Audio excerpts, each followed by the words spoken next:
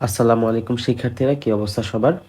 আজকে আমরা permutation combination চ্যাপ্টারটার প্রথম এক্সারসাইজ 5.1 করব এবং আমরা এই ক্ষেত্রে এস আহমেদ স্যারের বইটাই আজকে সলিউশন করব। তো চলো আমরা শুরু করি। তো এখানে যে ফার্স্ট কোশ্চেনটা আছে সেখানে বলা হয়েছে যে প্রমাণ করো যে প্রথম n সংখ্যক বিজোড় সংখ্যার গুণফল, এই জিনিসটা যেটা আমাদেরকে দেওয়া হয়েছে।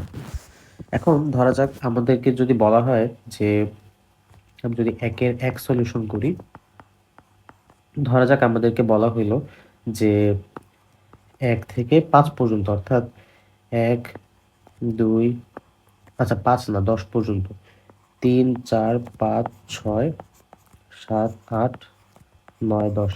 এখন এখানে যদি আমরা খেয়াল করি যে 1 3 5 7 9, তাহলে বিজোড় কয়টা? বিজোড় কিন্তু 5টা। আবার একইভাবে যদি আমি করি 2 4 6 8 10, একইভাবে জোড়ও হচ্ছে 5টা। তাহলে যখন আমি জোড় সংখ্যক পরিমাণ 1 থেকে 10 পর্যন্ত, কি 10টা একটা জোড় সংখ্যা, জোড় সংখ্যক পরিমাণ সংখ্যা নেব, এর মধ্যে অর্ধেক সংখ্যক বিজোড় থাকবে, অর্ধেক সংখ্যক জোড় থাকবে। তো সিমিলারলি আমি যদি এখন একটা কাজ করি যে প্রথম 2n সংখ্যক, অর্থাৎ 1 2 3 এরকম করতে করতে আমি যদি 2n সংখ্যক যদি সংখ্যা নিই, তাহলে এখান থেকে ডেফিনেটলি বলা যায় যে n সংখ্যক হবে জোড় এবং বাকি n সংখ্যক যেটা থাকবে সেটা হবে বিজোড়। তো এই কারণেই এখানে যদি আমরা একটু খেয়াল করি যে n সংখ্যক বিজোড় সংখ্যার গুণফল, তাহলে আমাদের n সংখ্যক বিজোড় সংখ্যা আগে আনতে হবে এবং তাদের গুণফলটা বের করতে হবে, তখন আমরা এই জিনিসটা পাবো। তা আশা করি আমি এই জিনিসটা বোঝাতে পারছি। তো চলো আমরা মেইন সলিউশনটা শুরু করি। তো আমি যদি 1, আচ্ছা এখানে দিয়ে লিখি 1 ইন্টু 2 ইন্টু 3 করতে করতে যদি 2n পর্যন্ত লিখি, এই জিনিসটাকে আসলে কি লেখা যায়? 2n ফ্যাক্টোরিয়াল লেখা যায়। আমরা পারমুটেশন যদি পড়ে থাকি আমরা জানি 2n ফ্যাক্টোরিয়াল লেখা যায়। তো 2n factorial is equal to, আমরা বলতে পারি 1 1 2 3 ডট ডট ডট, আমরা এখানে লিখতে পারি 2n পর্যন্ত। এখন 2n এর আগের সংখ্যাটা কি দেখি তো, 3 থেকে 1 কম 2, 2 থেকে 1 কম 1। তো একইভাবে 2n থেকে 1 কম কি হবে? 2n minus 1। তো এর পরের লাইন যদি আমরা দেখি এখানে, তাহলে আমি বিজোড় আর জোড়কে এই জায়গা থেকে সেপারেট করব, অর্থাৎ 1 3 5 ডট ডট ডট। যেমন 2n মানে কি, যে কোনো সংখ্যাকে যদি 2 দ্বারা গুণ করা হয় এটা অবশ্যই একটা জোড় সংখ্যা। তাহলে এখানে এই জিনিসটা হচ্ছে জোড়, আর 2n মাইনাস 1 এই জিনিসটা কিন্তু বিজোড়। তাহলে এখানে যদি আমি 2n সংখ্যক পরিমাণ সংখ্যা নিই, তাহলে 2n মাইনাস 1 কি হবে? বিজোড়ের শেষ সংখ্যাটা। তাহলে এখানে 1 3 5 করতে করতে আমি বিজোড়ের শেষ সংখ্যা 2n মাইনাস 1 পর্যন্ত আসব। এটা গেল সবগুলো বিজোড় 1 থেকে 2n পর্যন্ত।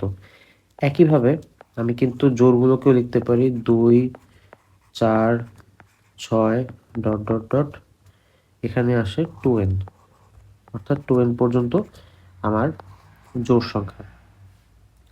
এর পরের লাইনে আমি যদি একটা দেখি, এর পরের লাইনে হচ্ছে আমি বিজোড় সংখ্যাগুলোকে আমি জাস্ট বক্সের মাধ্যমে প্রকাশ করি, মানে এখানে আগের লাইনটাই থাকবে। আচ্ছা বক্স না, ঠিক এটাকে কপি করা যেতে পারে। এই জিনিসটাকে আমি জাস্ট কপি টু পেস্ট করি, এখানে এই জিনিসটা বসালাম। এখন এই জোড় সংখ্যা যেগুলো থাকে, এই যে 2 কে আমি লিখতে পারি 2 ইন্টু 1, আবার 4 কে লেখা যায় 2 ইন্টু 2, 6 কে লেখা যায় 2 ইন্টু 3, একইভাবে করতে করতে 2 ইন্টু n, অর্থাৎ 2n যেটা। এখন এখানে যদি আমরা লক্ষ্য করি এখানে কিন্তু 1 2 3 করতে করতে n পর্যন্ত আসছে এবং 1 থেকে n পর্যন্ত প্রত্যেকটা সংখ্যাতেই 2 দিয়ে গুণ করা, এখানে 2 গুণ করা, এখানে 2 গুণ করা, এখানে 2, তো প্রত্যেকটা সংখ্যাতেই, তার মানে 1 থেকে n পর্যন্ত n সংখ্যক 2 পরস্পর গুণ আকারে থাকে। এখন আমরা সিম্পল একটা বেসিক জানি যে যদি 3টা 2 পরস্পর গুণ আকারে থাকে আমরা কি করি, 2 কিউব লিখি। 5টা যদি গুণ থাকে তাহলে তখন সেক্ষেত্রে আমরা 2 টু দি পাওয়ার 5 লিখি। তাহলে n সংখ্যক 2 যদি একসাথে গুণ থাকে তাহলে সেক্ষেত্রে আমরা এটাকে commonly 2 to the power n লিখতে পারি।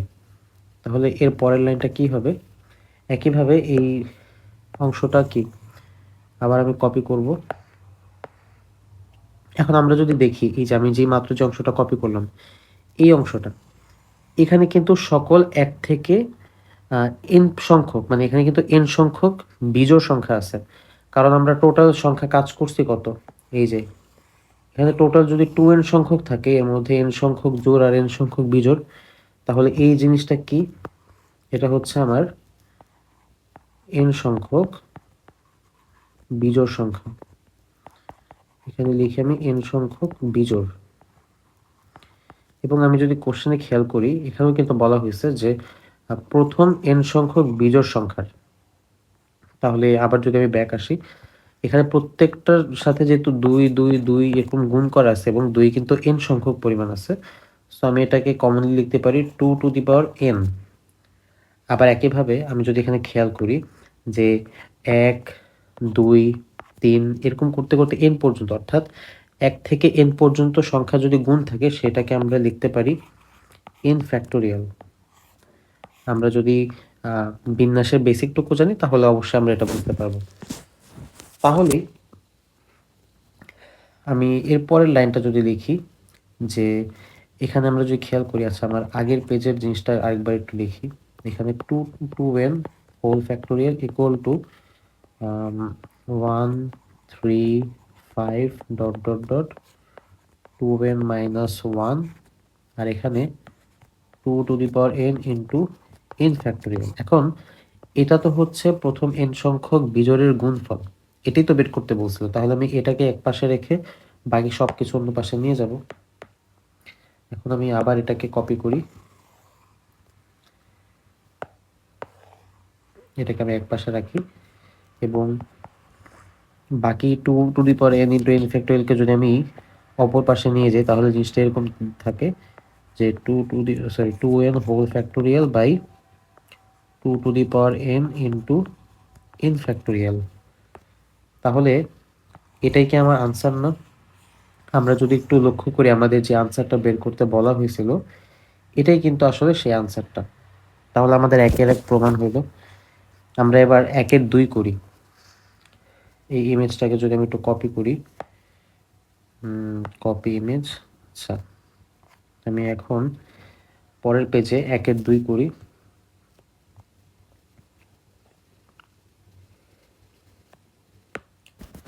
একের 2 এখানে বলা হয়েছে 4 into np3 equal to 5 into n minus 1 p3 হলে n এর মান কত। খুবই ইজি একটা ম্যাথ, আমরা করা শুরু করি। এখানে প্রথম লাইনটা আমি ধরা যাক যে যেই প্রথম লাইনটা দেওয়া আছে এটা ফার্স্ট লাইনে থাকবে, এটা আমি আর লিখলাম না, সেকেন্ড লাইন থেকে শুরু করি। 4 ইন্টু np3 মানে কি, np3 এর মধ্যে 3 মানে হচ্ছে 3টা উৎপাদক হবে এবং n মানে হচ্ছে প্রথম উৎপাদক হবে n, তাহলে ওই হিসেব করলে n ইন্টু এটা হবে n minus 1 into n minus 2। তাহলে এই যে প্রথম 3টা উৎপাদক এবং এর মধ্যে প্রথম উৎপাদক হচ্ছে n, এটাই হচ্ছে np3 এর বেসিক যেই মিনিংটা। একইভাবে আমি যদি ডান পাশে দেখি 5 ইন্টু, তাহলে এখানেও n মাইনাস 1 p3, অর্থাৎ 3টা উৎপাদক আসবে এবং প্রথম উৎপাদক হবে n মাইনাস 1, তাহলে সেকেন্ড উৎপাদক হবে এর এক কম n মাইনাস 2, থার্ড উৎপাদক হবে এর আরও এক কম n মাইনাস 3। এখন উভয় পাশে যদি আমি খেয়াল করি n মাইনাস 1 n মাইনাস 1 এখানে কাটাকাটি যায়, n মাইনাস 2 n মাইনাস 2 কাটাকাটি যায়, বাকি থাকে এখানে 4n বাম পাশে এবং ডান পাশে থাকে 5n মাইনাস 3। তাহলে এখানে 4n equal to 5n minus 3 5 15, তাহলে এখানে 5n minus 4n equal to 15। সুতরাং n ইজ ইকুয়াল টু 15। তাহলে এটাই হচ্ছে আমাদের সেকেন্ড কোশ্চেনের আনসার।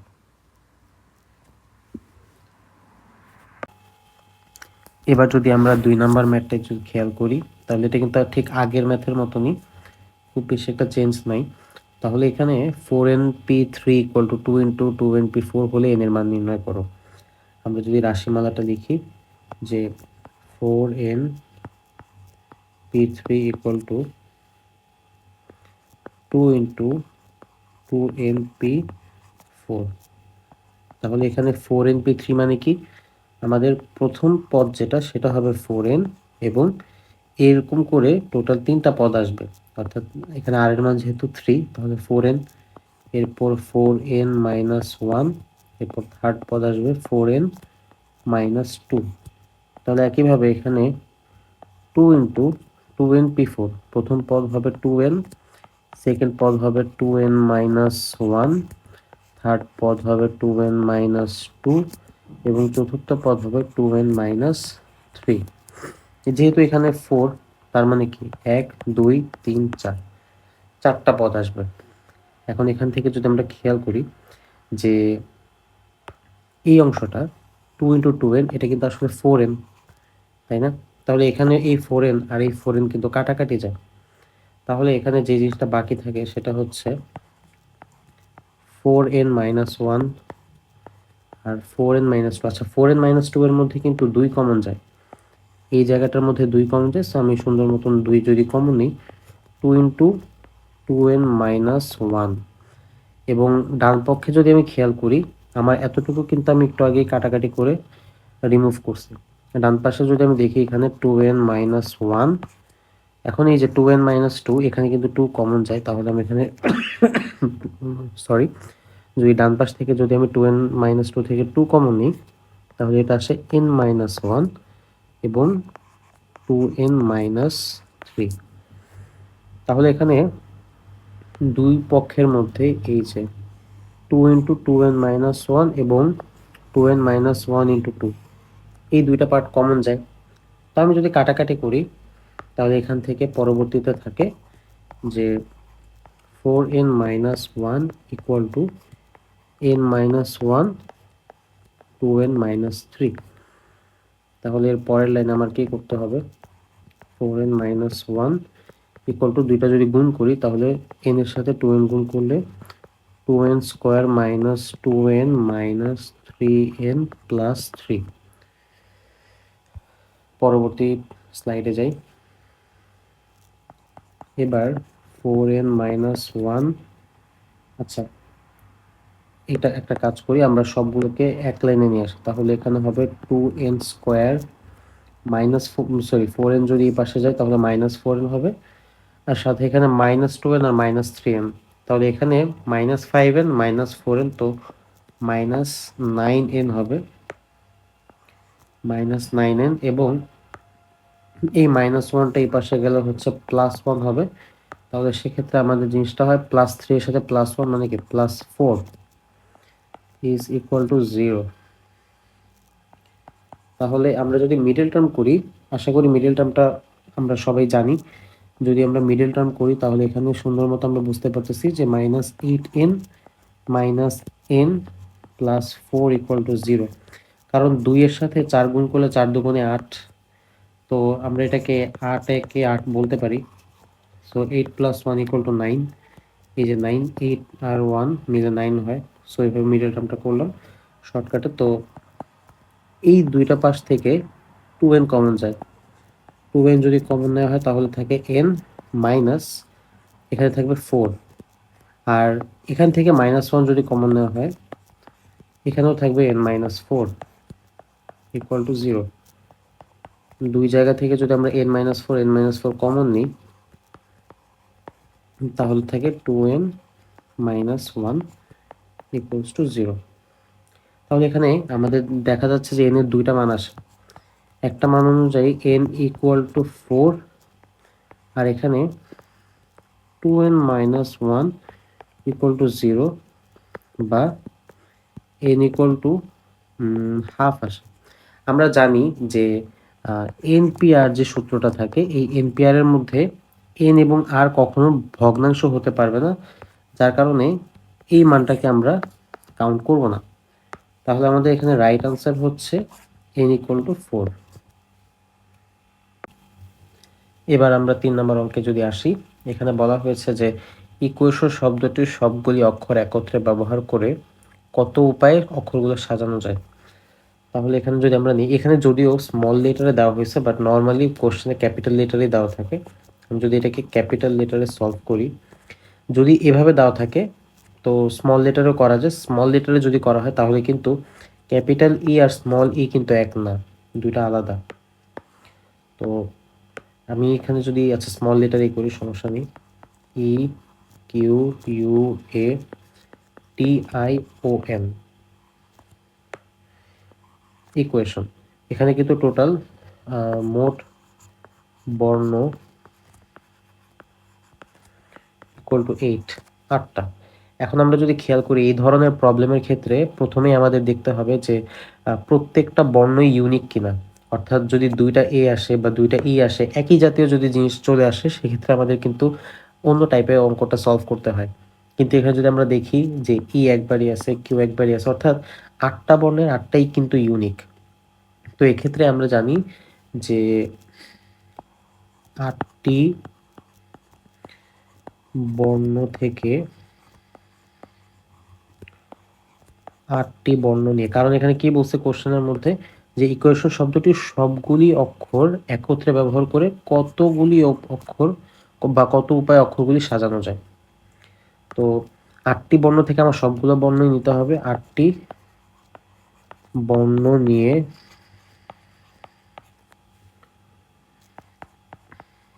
নির্ণেয় উপায় সংখ্যা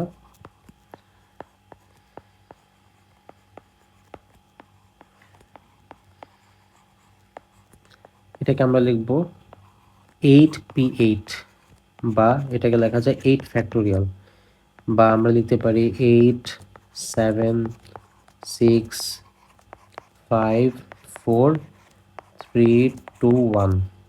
অ্যান্ড ক্যালকুলেটর যদি আমরা করি, আমরা ডিরেক্ট এই জিনিসটাই আসলে ক্যালকুলেটরে দিতে পারি। আমরা যদি করি তাহলে আমরা দেখবো আমাদের আনসার আসে 40320। তাহলে এটাই হচ্ছে এর আনসার। এবার আসলে আমরা আমাদের 4 নম্বর কোশ্চেনটা সলভ করি। এখানে বলা হয়েছে যে প্রত্যেক সংখ্যায় প্রত্যেকটি অঙ্ক কেবল একবার ব্যবহার করে। এই কথাটা কিন্তু ইম্পর্টেন্ট যে কেবল একবার ব্যবহার করে, কারণ আমরা যদি একের অধিক দিই তাহলে সেক্ষেত্রে কিন্তু আমাদের প্রসেসটা ভিন্ন হয়। অর্থাৎ এখানে যে 2 3 5 7 প্রত্যেকটা অঙ্ক আমরা একবার নিব। আমি যদি 2 একবার নিয়ে নিই, আমি আরেকবার 2 নিতে পারবো না, আমাকে অন্য কোনো সংখ্যা নিতে হবে, 3 বা 5 এরকম। তো প্রত্যেকটি অঙ্ক কেবল একবার ব্যবহার করে আমাকে যেগুলো দেওয়া আছে যে 2 3 5 7 8 9 দেওয়া 3 অঙ্ক বিশিষ্ট কতগুলো সংখ্যা গঠন করা যায়। তাহলে আমার সংখ্যা দেওয়া আছে এখানে, এখানে দেওয়া আছে যে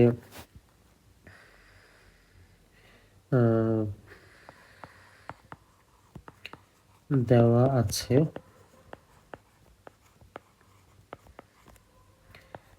মোট অঙ্ক 8।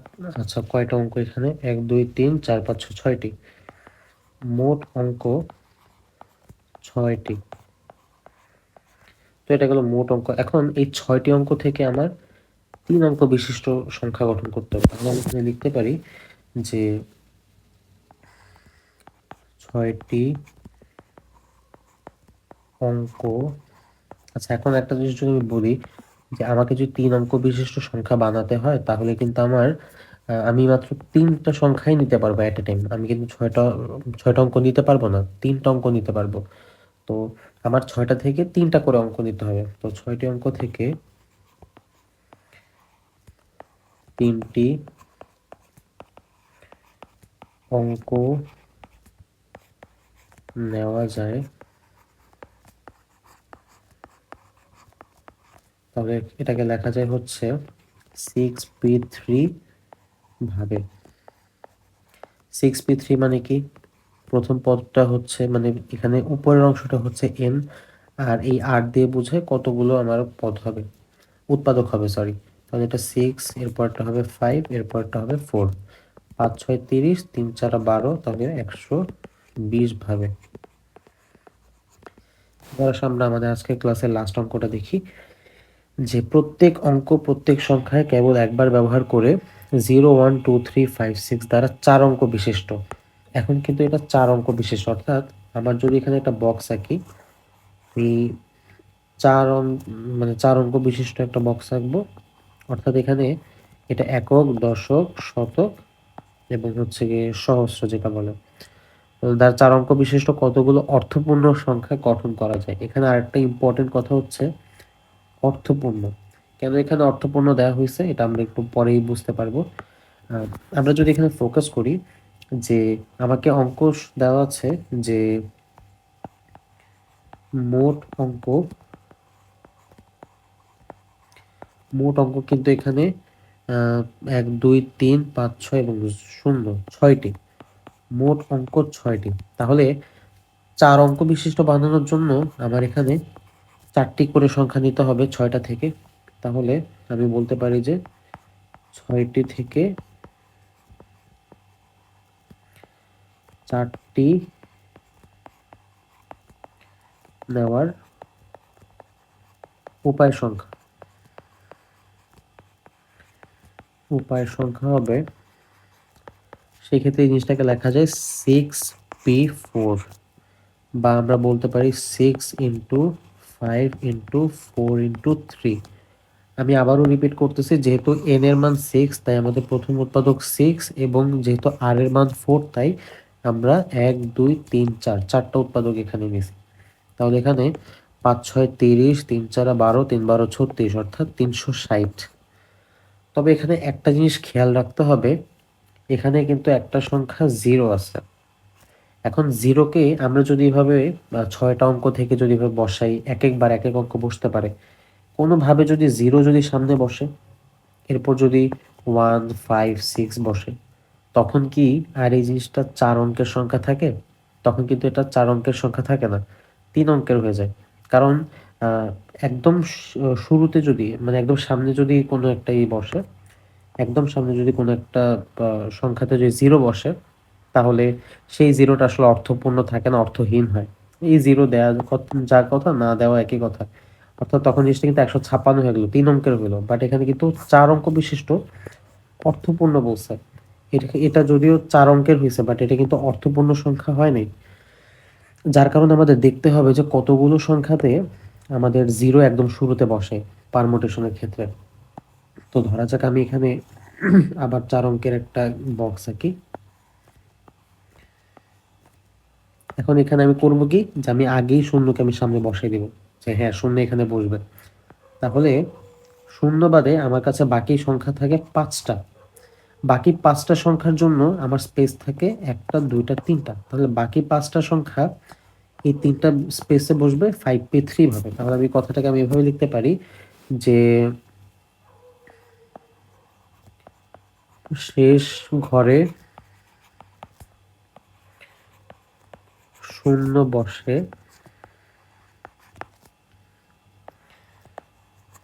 এমন সংখ্যা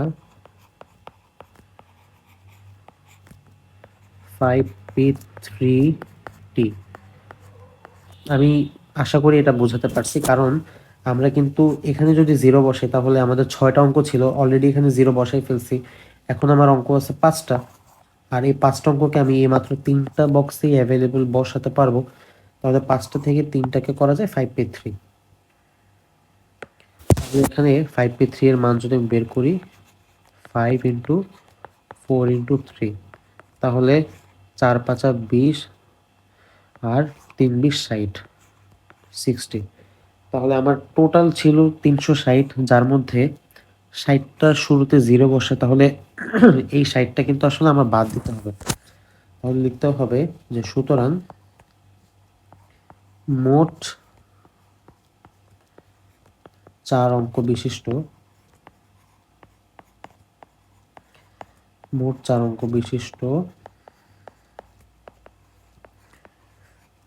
অর্থপূর্ণ অর্থপূর্ণ সংখ্যা equal to 360 minus 60 is equal to 300। তাহলে আশা করি তোমরা আমার এই ম্যাথগুলো বুঝতে পারছো। ইনশাল্লাহ তোমরা এই ক্লাসটা করার পর তোমাদের যদি মনে হয় যে আমার এই সলিউশনের যেই স্লাইডগুলো আছে সেই স্লাইডগুলো যদি তোমাদের প্রয়োজন হয় তোমরা কমেন্টে আমাকে জানাবে, তাহলে আমি কমেন্ট বক্সের মধ্যেই এই স্লাইডটার পিডিএফ ভার্সনটা আপলোড করে দিব। তাহলে তোমাদের সাথে দেখা হচ্ছে পরবর্তী ভিডিওতে। সে পর্যন্ত সবাই সুস্থ থাকো, ভালো থাকো। আসসালামু আলাইকুম।